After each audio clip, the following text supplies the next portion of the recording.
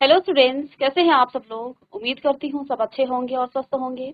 मैं Meena Rana ICT virtual class में आपका स्वागत करती हूँ। तो स्टूडेंट्स, हम पढ़ रहे हैं क्लास 12 का मैथ्स।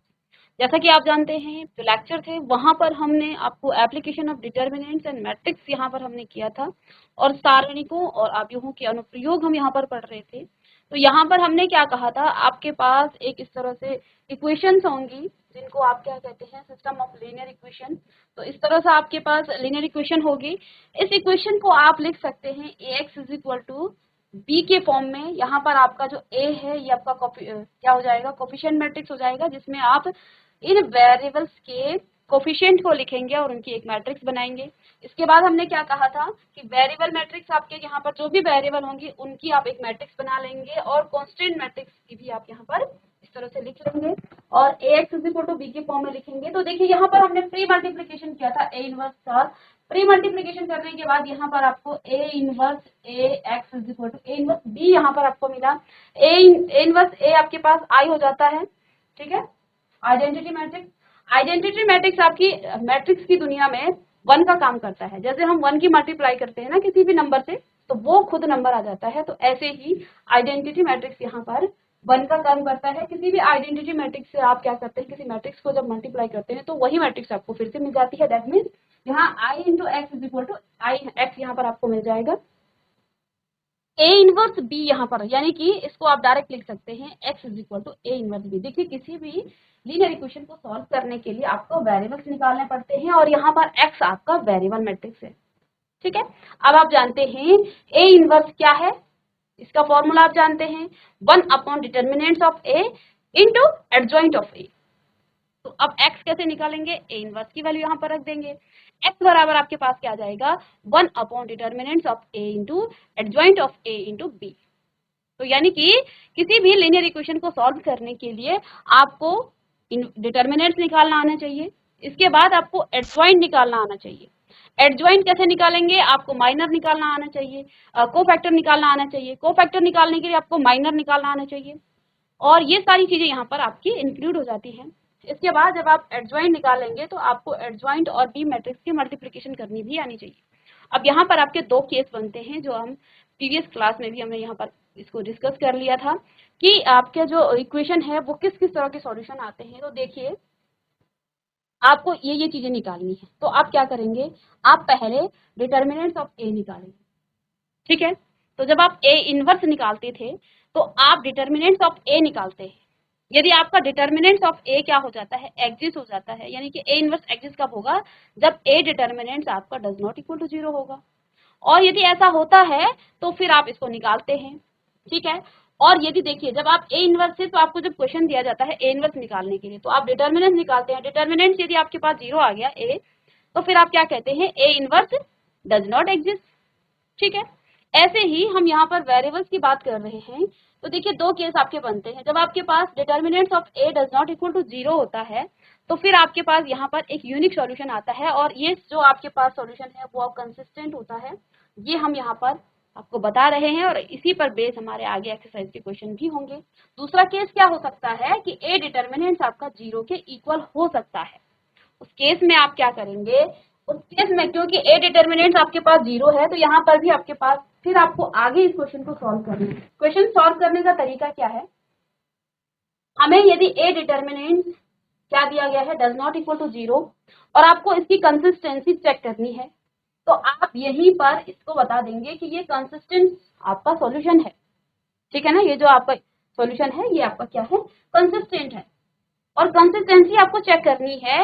यदि यहाँ पर कंसिस्टेंट ए डज नॉट, यहाँ पर ए इज इक्वल टू 0 आता है, तो उस केस में आपको दो चीजें यहाँ पर निकालनी पड़ेंगी। क्या, adjoint of A into B is equal to 0।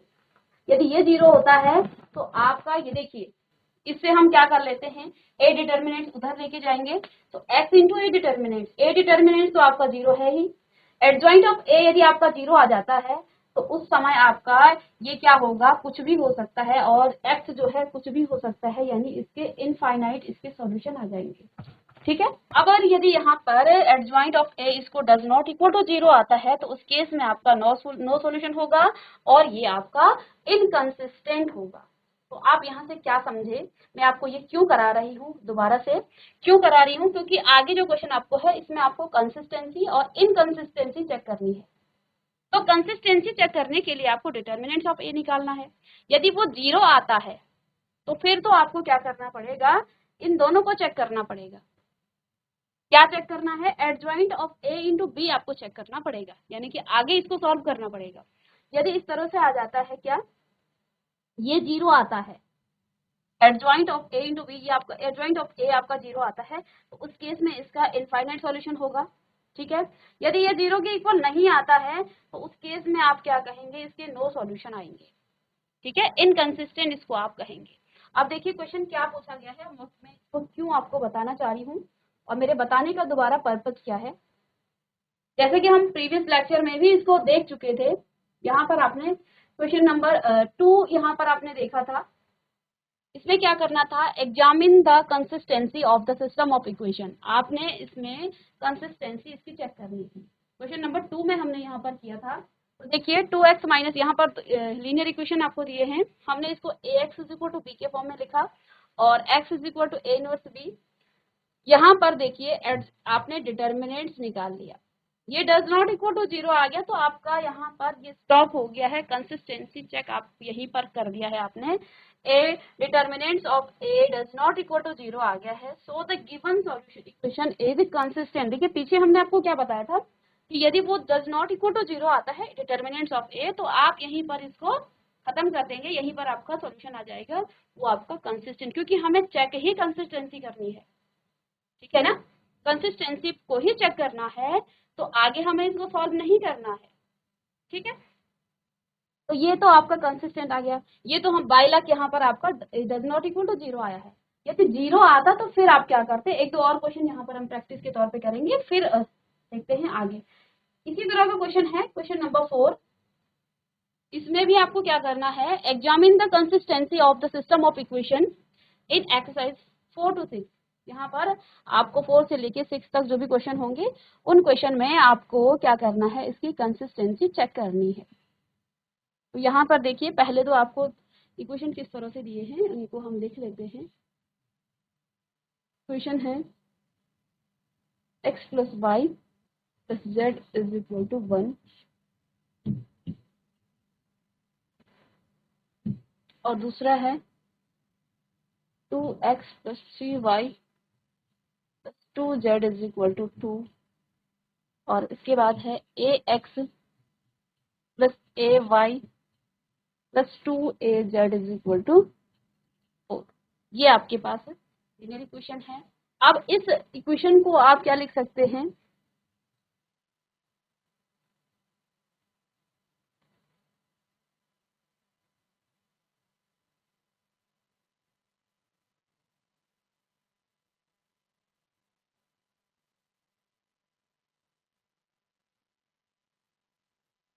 इसको आप किस फॉर्म में लिख सकते हैं, ax is equal to b। ठीक है, a क्या है यहाँ पर आपका, a देखिए 1 2 और a, ये आपकी कोफिशिएंट मैट्रिक्स हो जाएगा 1 3 और a, ऐसे ही 1 2 और 2a। x मैट्रिक्स आपके पास यहाँ पर x y और z है, और b मैट्रिक्स आपके पास 1 2 और 4 है। ठीक है, ये आपके पास। अब आप देखिए यहाँ से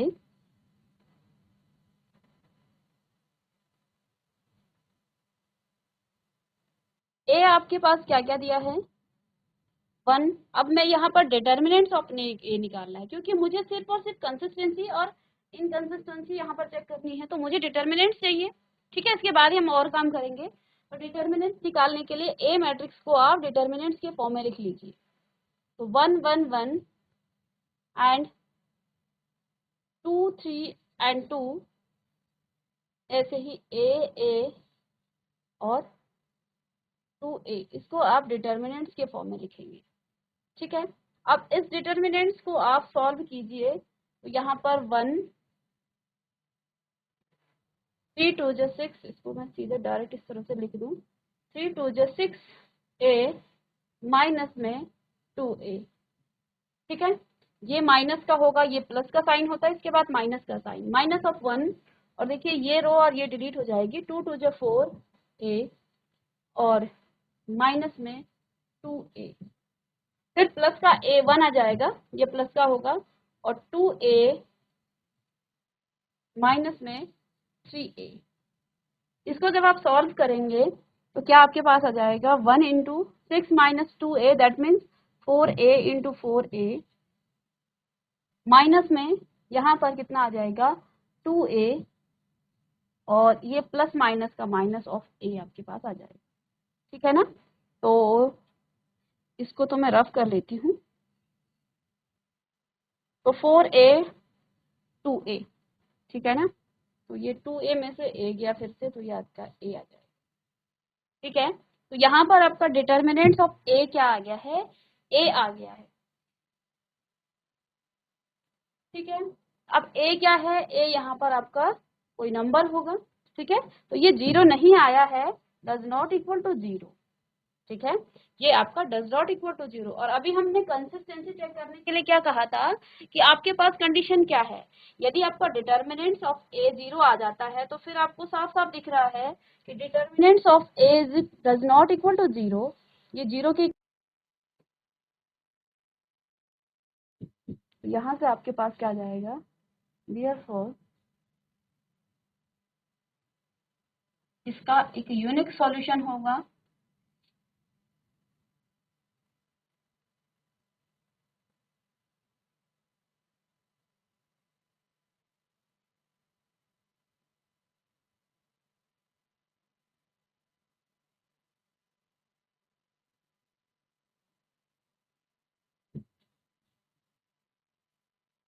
तो इक्वेशन आपका क्या है, कंसिस्टेंट है, तो इसको कॉपी कर लीजिए।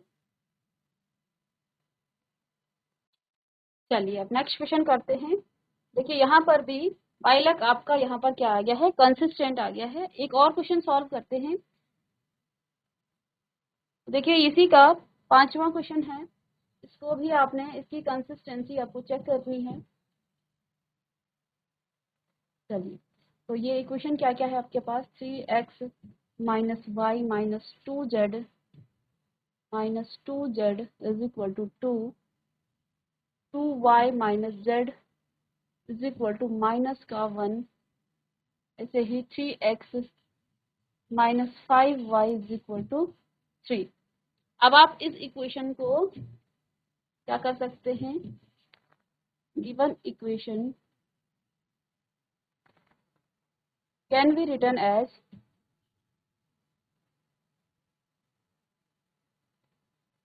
तो आप इसको ax is equal to b के फॉर्म में लिख सकते हैं, इस फॉर्म में आप इस इक्वेशन को लिख सकते हैं। तो a यहाँ पर आपका कोफिशिएंट मैट्रिक्स हो जाएगी 3 2 और 3 माइनस 1, और यहाँ पर देखिए, सॉरी ये आपका, इसको देखिए, इसमें 3 के x के कोफिशिएंट क्या है, 3 है, यहाँ x का कोफिशिएंट नहीं है, यहाँ आपका 0 हो जाएगा। ठीक है, और नीचे आपके पास 3 है। y का कोफिशिएंट -1 है, यहाँ पर y का कोफिशिएंट 2 है, और यहाँ पर y का कोफिशिएंट है माइनस का 5। यहाँ z का कोफिशिएंट -2 है, यहाँ z का कोफिशिएंट -1 है, और यहाँ पर z का कोफिशिएंट नहीं है, तो 0 आप यहाँ पर लिख लेंगे। इन चीज़ों का यहाँ पर आपको ध्यान देना। ठीक है, अब बी मैट्रिक्स आपके पास जो भी वेरिएबल्स हैं, एक्स मैट्रिक्स, अब बी आपके पास कांस्टेंट मैट्रिक्स आ जाएंगे -1 और 3। तो ये तो आपके पास आ गई है A x is equal to B, हमने इसको इस फॉर्म में लिख लिया है। अब ये आपके पास ए है, ये आपका एक्स है, और ये आपका बी है। अब देखिए मैं यहीं पर इसको सॉल्व कर दूं यदि, तो ये क्या आपके पास आ जाएगा, डिटर्मिनेंट्स ऑफ ए आपको निकालना पड़ेगा। तो डिटर्मिनेंट्स निकालने के लिए इसको आप डिटर्मिनेंट्स के फॉर्म में लिखेंगे, -3 -1 -2 0 2 -1 3 माइनस ऑफ 5 और 0। तो अब आप इसको डिटर्मिनेंट के फॉर्म में लिख सकते हैं। अब देखिए, इसका साइन प्लस है, इसका माइनस है और इसका प्लस। ठीक है, इस डिटर्मिनेंट को सॉल्व करने के लिए आप लेंगे 3, ये तो आप जानते हैं। ये रो और ये कॉलम आपकी डिलीट हो जाएगी और यहाँ से 0 माइनस माइनस का हो जाएगा प्लस और फिर से माइनस का 5। ठीक है, ये माइनस है और ये भी माइनस है, माइनस माइनस का प्लस हो जाता है। ये रो, ये कॉलम और ये रो आपकी डिलीट, तो 0 0 की 0 और माइनस माइनस का प्लस हो जाएगा 3। ऐसे ही ये प्लस है, यहाँ माइनस है, तो माइनस का 2 यहाँ पर आपके पास आएगा। तो ये रो और ये कॉलम, तो ये तो 0 हो गया है और माइनस में 6। तो सॉल्व करने के बाद ये आपको मिलेगा माइनस का 15 और प्लस में 3 और 2 6 है 12 और माइनस माइनस का प्लस हो जाए। ठीक है, यहाँ आप जान रहे हैं माइनस का 15 और प्लस का 15, ये आपका 0 आ गया। देखिए, अभी तक हम जो क्वेश्चन सॉल्व कर रहे थे उसमें डिटर्मिनेंट्स ऑफ ए आपका क्या आ रहा था, 0 0 नहीं आ रहा था, डज नॉट इक्वल टू 0। तो हमने क्या कहा कि ये जो आपका इक्वेशन है ये कंसिस्टेंट है, यहाँ से आगे हमने इसको सॉल्व नहीं किया था। अब देखिए, डिटर्मिनेंट्स ऑफ ए आपका आ गया है 0, determinants of A is equal to 0। तो इस केस में आप क्या करते हैं, इस केस में आप निकालते हैं अब adjoint of A into B, आप निकालते हैं, ये आपको निकालना पड़ेगा। यानी कि अब आपको एडजॉइंट ऑफ ए निकालना है, और आप जानते हैं एडजॉइंट ऑफ ए निकालना, इसमें आपकी थोड़ा सा कैलकुलेशन ज्यादा हो जाती है। ठीक है, तो adjoint of A into B आपको निकालना है, और इसके बाद आप बता सकते हैं कि ये जो सॉल्यूशन है ये किस तरह का सॉल्यूशन है, कंसिस्टेंट है, इनफाइनाइट सॉल्यूशन है, या फिर यहाँ पर ये आपका नो सॉल्यूशन है। ठीक है, तो अब आप देखिए, एडजॉइंट ऑफ ए निकालने के लिए आपको क्या करना है, एडजॉइंट ऑफ ए, बी तो हम बाद में निकालेंगे। एडजॉइंट ऑफ ए निकालने के लिए बच्चों आपको निकालना है इसके cofactor A11, A12, A13, A21,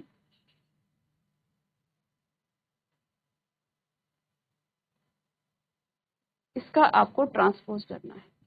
ठीक है, तो ट्रांसपोज, तो मैं यहाँ पर आपको निकाल करके एक एक एलिमेंट्स का निकाल करके यहीं पर लिख देती हूँ। A11 आप निकालेंगे, देखिए फॉर्मूला आपके पास क्या हो जाता है, -1 की पावर 1 + 1, और मैं सीधे साइन लिख देती हूँ, ये आपने सीख लिया है। ठीक है, A1 + 1 और M11 आपके पास आएगा। M11 निकालने के लिए आप क्या करेंगे, इसको और इसको डिलीट कर देंगे, तो यहाँ पर डायरेक्ट से आपके पास ये तो प्लस देगा, और 2 0 का 0 और माइनस में 5, दैट मीन्स -5 आपका, ये आपके पास A11 आपको यहाँ पर मिल जाता है, -5। साथ ही साथ मैं इसको डिलीट कर रही हूँ, मुझे स्पेस भी चाहिए। ठीक है ना, आप डिलीट नहीं करेंगे, आप इसको प्रॉपर लिखेंगे। A12 निकालने के लिए देखिए, इसमें तो आपका माइनस साइन देगा, मैं डायरेक्ट इसको कर देती हूँ। देखिए, इसको डिलीट, इसको डिलीट, तो 0 और माइनस का 3, और माइनस माइनस का आपके पास क्या आ जाता है, 0, ये माइनस माइनस माइनस का प्लस हो जाएगा और 3, यानी कि माइनस का 3 आपके पास फिर से आ जाएगा यहाँ पर, माइनस का 3। ठीक है, तो चेक कर लीजिए A12 को। ओके, अब देखिए, अब निकालेंगे हम A13। A13 कैसे निकालेंगे, देखिए, इसको डिलीट, इसको डिलीट, तो यहाँ पर 0, ये तो 0 हो जाएगा, माइनस का 6 और 1 3 है, तो ये आपको पॉजिटिव साइन देगा, तो देखिए आ जाएगा माइनस का 0 माइनस का 6, आई थिंक माइनस का 6 यहाँ पर आ जाएगा, डायरेक्ट आप लिख सकते हैं यहाँ से। ठीक है, इसके बाद A13 के बाद आप निकालेंगे A21। A21 कैसे निकाल रही हूँ मैं, देखिए क्या करते हैं आप, -1 की पावर 2 + 1 है ना, ये तो आपको 3 देगा, और M21 क्या हो जाएगा, सेकंड रो और फर्स्ट कॉलम को आप डिलीट कर देंगे, दैट मीन्स इसको और इसको सॉल्व कर देते हैं सीधे। 0 का ये तो माइनस हो जाएगा, ये आपको माइनस साइन देगा, ये देखिए ये आपको क्या मिलेगा 0, और माइनस माइनस का तो प्लस हो जाता है, प्लस का 10, और बाहर से आपका माइनस साइन है तो प्लस का माइनस का 10 आना चाहिए आपके पास। ठीक है, इसको कॉपी कर लीजिए, फिर इसको रब कर देते हैं। ठीक है, अब A21 के बाद हम निकालेंगे A22। A22 कैसे निकाला जाएगा, -1 की पावर 2 + 2 और M22 कैसे निकालेंगे आप, देखिए यहाँ से आपको ये डिलीट और ये डिलीट, देखिए इसको हटाइए। A22 यानी कि सेकंड रो और सेकंड कॉलम को अब आप डिलीट कर देंगे, तो 3 का ये तो 0 हो जाएगा, प्लस साइन देगा ये, तो 3 0 का 0 और माइनस प्लस 6, 2 3 6, तो ये आपको प्लस का 6 दे रहा है। इसको भी आप कॉपी कर लीजिए, इसके बाद में इसको रफ रखिए। ठीक है, चलिए A22 के बाद A23 हम निकाल लेंगे 23। तो 23 के लिए बच्चों हमें क्या करना है, इस रो को और इसको डिलीट करना है। 23 का मतलब होता है माइनस साइन देगा, और 0 का यहाँ पर देखिए ये माइनस का 15 और माइनस माइनस का प्लस हो जाएगा, 3 1 जा 3। तो देखिए ये तो आपको देगा माइनस का 12, और बाहर से माइनस है तो ये प्लस का 12 आना चाहिए, प्लस का 12। इसको कॉपी कीजिए। चलिए अब आपके पास A31 हम निकालेंगे यहाँ पर, A31, तो इसको आप लिखेंगे, जो मैं लाइन यहाँ पर लिख करके डिलीट कर रही हूँ उसको आप लिखेंगे। A31 आप कैसे निकालते हैं, चलिए 31 निकालने के लिए आपको 3 ये डिलीट करना है। 31 का मतलब -1 की पावर 3 + 1 और M31, और इसको आप क्या लिख लेंगे, माइनस, ये आपको प्लस साइन देगा तो इसको आप लिखने की जरूरत नहीं है। 31 का मतलब माइनस माइनस का प्लस हो जाएगा 1 और +2, यहाँ पर 3 आपके पास मिल जाए। इसको कॉपी कर लीजिए, तो फिर हम इसको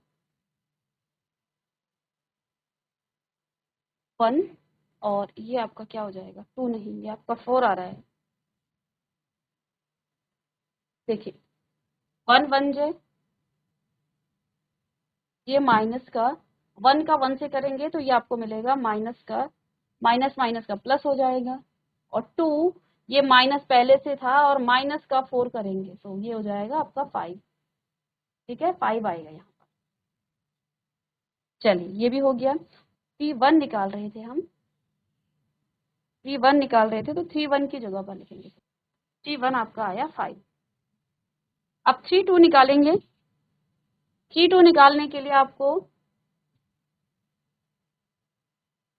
थर्ड रो और सेकंड कॉलम को डिलीट करना है। 3 2 का मतलब माइनस साइन, ठीक है, फॉर्मूला आप लगा लेंगे, और 3 माइनस का 3, और ये तो आपके पास 0 बचेगा।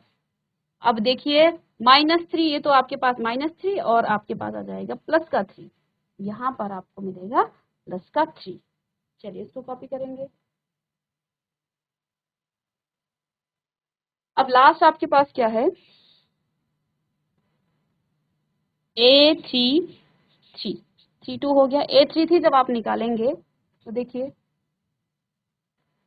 थर्ड रो और थर्ड कॉलम, तो 3 2 जा 6, और ये तो आपका 0 हो जाएगा, और ये भी पॉजिटिव, तो यहाँ पर 6 आ जाएगा आपका डायरेक्ट। इसका आपने ट्रांसपोज करना है, तो ट्रांसपोज कीजिए इसका, थोड़ा सा इसको हम छोटा कर लेंगे और ट्रांसपोज भी यहीं पर हम निकाल लेंगे, तब एडजॉइंट आपको मिल जाएगा। ठीक है, तो इसका ट्रांसपोज जब आप करेंगे तो ये आपके पास -5 -3 और -6, सेकंड में -10 6 और 12 5 3 और 6। चेक कर लेंगे एक बार, क्या ये आपका सही आया। ठीक है, तो ये आपका एडजॉइंट निकल गया है। तो एडजॉइंट जो भी मैंने यहाँ पर रफ किया है इसको आप लिख लेंगे। एडजॉइंट आपने निकाल दिया। अब आपको क्या निकालना था, यहाँ से देखिए आपको इसकी मल्टीप्लाई करनी है बी के साथ। अब बी क्या है आपके पास, 2 माइनस 1 और 3, तो इसको आप नेक्स्ट पेज में कर लेंगे, -5 -5 -3 और -6 -10 6 और 12, 6 और 12, ऐसे ही 5 3 और 6, 5 3 और 6। और बी मैट्रिक्स आपके पास क्या है, 2 -1 और 3। इसकी आपने मल्टीप्लाई करनी है, तो ये आपको क्या मिलेगा, adjoint of A into B. अब मल्टीप्लिकेशन करने के लिए आप जानते हैं इनका ऑर्डर ऑफ मैट्रिक्स भी क्या करता है, मैटर करता है। ठीक है, 3 इंटू 3 और ये 3 इंटू 1, तो देखिए ये किस ऑर्डर की बनेगी, 3 इंटू 1 ऑर्डर की यहाँ पर आपके पास एक मैट्रिक्स बनेगी। तो इसकी मल्टीप्लाई आप बारी बारी से यहाँ करेंगे, तो अब आपके पास क्या हो जाएगा, 5 2 जे 10 माइनस का, ठीक है, और 10 1 जे 10, प्लस में माइनस में आप 10 और प्लस का 15, यहाँ पर आपके पास आ जाएगा -6 और माइनस का 6 प्लस 9, यहाँ आएगा -12 माइनस का 12 प्लस में 18।